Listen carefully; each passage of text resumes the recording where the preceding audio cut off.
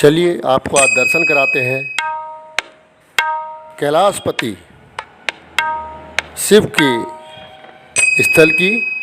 जी हाँ, पशुपतिनाथ काठमांडू शहर में स्थित है यह विश्व की धरोहर। काठमांडू शब्द संस्कृत के काष्ठ मंडप का अपभ्रंश है। काष्ठ मंडप यानी इस नगर के मध्य में अवस्थित गोरखनाथ जी का मंदिर और यात्रियों का विश्राम स्थल है।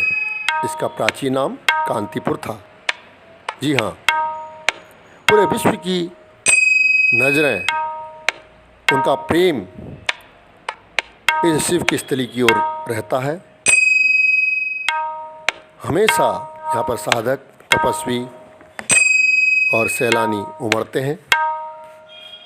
हमारे देश भारत से, दिल्ली से यहाँ से सीधी उड़ान है। तमाम यात्री और शिव के भक्त काठमांडू जाते हैं।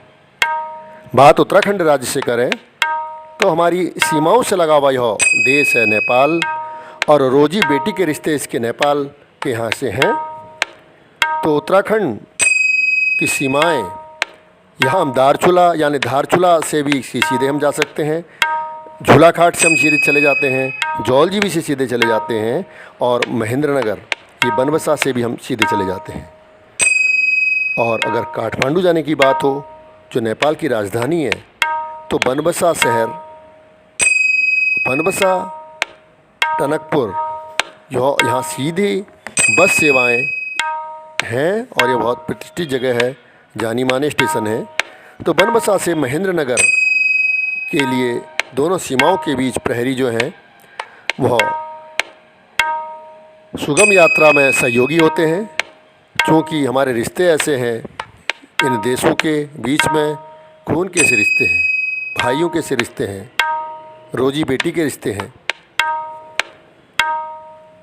काठमांडू नेपाल की राजधानी है। यह समुद्र तल से 1300 मीटर की ऊंचाई पर स्थित है। चारों ओर से पहाड़ियों से घिरा काठमांडू यूनेस्को की विश्व धरोहरों में शामिल है और नेपाल का सबसे बड़ा शहर, खूबसूरत शहर। यहाँ की कला, यहाँ की संस्कृति, यहाँ की वास्तुकला, यहाँ के जो भवनों के तरीके हैं, जो उसके निर्मित होने के तरीके हैं, जो बने हुए, उनको लोग देखने को आते हैं। पशुपतिनाथ शिव का विशेष मंदिर है, जिसमें शिव का पंचमुखी स्वरूप विद्यमान है। पशुपतिनाथ मंदिर काठमांडू के पूर्वी भाग में बागमती नदी के किनारे पर स्थित है। अब हम पशुपतिनाथ के मंदिरों की बात करें तो दो मंदिर पूरे विश्व में विख्यात हैं। इसमें एक भारत का मंदसौर में, दूसरा काठमांडू में है। क्योंकि बात काठमांडू के मंदिर की हो रही है, तो काठमांडू का यह शिव का मंदिर पशुपतिनाथ में प्रवेश के 4 द्वार हैं, जिसमें से मुख्य द्वार केवल हिंदुओं के प्रवेश के लिए खुलता है। पशुपतिनाथ वाकई यहाँ जाकर जो अलौकिक आनंद शिव भक्तों को मिलता है, वो अपने आराध्य को मिलने जाते हैं। यह देखने लायक है। और जो लोग यहाँ पर्यटक के रूप में जाना चाहें, वो लोग शहर को जानते हुए यात्रा में निकलें। बहुत सुगम इसकी यात्रा है। बात बनबसा से करते हैं तो हम लोग जाते हैं महेंद्रनगर। यहाँ पर जो करेंसी, जो हमारे नोटों का आदान प्रदान है, हम लोग वहाँ पर नोटों को बदल लेते हैं, उसको नेपाली जो मुद्रा है, भारतीय मुद्रा वहाँ पर देकर, वहाँ पर पूरी व्यवस्था है। वहाँ पर बैंक है उनका, निजी बैंक। वहाँ से भंसार कटना, यानी कि एक टैक्स लगता है अगर आप अपने वाहन में जा रहे हैं या वाहन बुक कराते हैं, वो लगता है।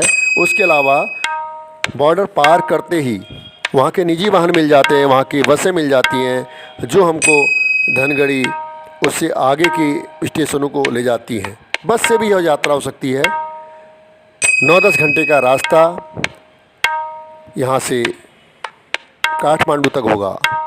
लेकिन वर्तमान की आपाधापी कम समय में, दौड़ धूप के समय में लोग हवाई यात्रा इसलिए पसंद करते हैं कि वो आसानी से कम समय में अपने गंतव्य तक पहुँचें। इसलिए लोग धनगढ़ी यहाँ से 2.5 घंटे का रास्ता है वाहन से जाकर, और वहाँ से आपको ऐसी वायु सेवाएं उपलब्ध हैं और इसके टिकट आप ऑनलाइन भी बुक करा सकते हैं और वहाँ जाकर भी इस किस्म की सुविधाएं हैं। आप सीधे वहाँ से जाके आप पौन घंटे 1 घंटे के अंतर्गत आप नेपाल में पहुँच सकते हैं, और नेपाल में वो सुख सुविधाएं आपको हैं, बशर्ते व्यय राशि करने को आपके पास हो।